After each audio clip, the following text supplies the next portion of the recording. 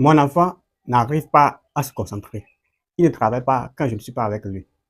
Il a des difficultés à s'en sortir. Et quand je pars au boulot, il reste seul à la maison, mais il ne fait pas ses exercices. Je reviens à la maison, je suis fatigué et c'est moi qui dois l'aider. Ça sont les préoccupations que nous recevons chaque jour de nombreux parents. Et si vous êtes parent, j'espère que vous vous reconnaissez aussi dans ça. Aujourd'hui, je vais aborder ce sujet parce que c'est un sujet très important qui nécessite qu'on aille un peu plus en détail.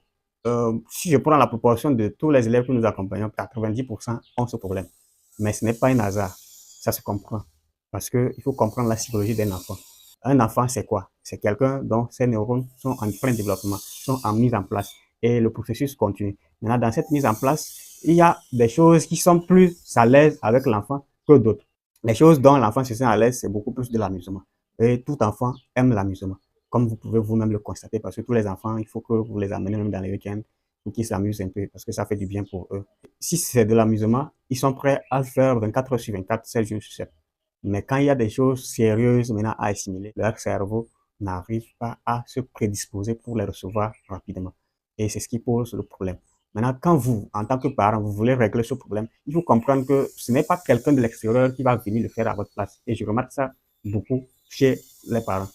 Les parents attendent que, bon, ce soit nous qui venons, qui changeons tout d'un claquement de doigts. Non, ça ne se fait pas comme ça. Il faut d'abord comprendre que votre enfant est le reflet de qui vous-même vous êtes à l'intérieur de vous. Si vous-même, vous n'êtes pas discipliné, vous n'êtes pas autonome, vous n'êtes pas comme ça, l'enfant ne pourra pas être comme ça. Parce que l'enfant d'abord provient de vous. Il a vos gènes, c'est-à-dire votre sang coule dans ses veines. Ça veut dire qu'il a hérité quelque chose de crucial de vous.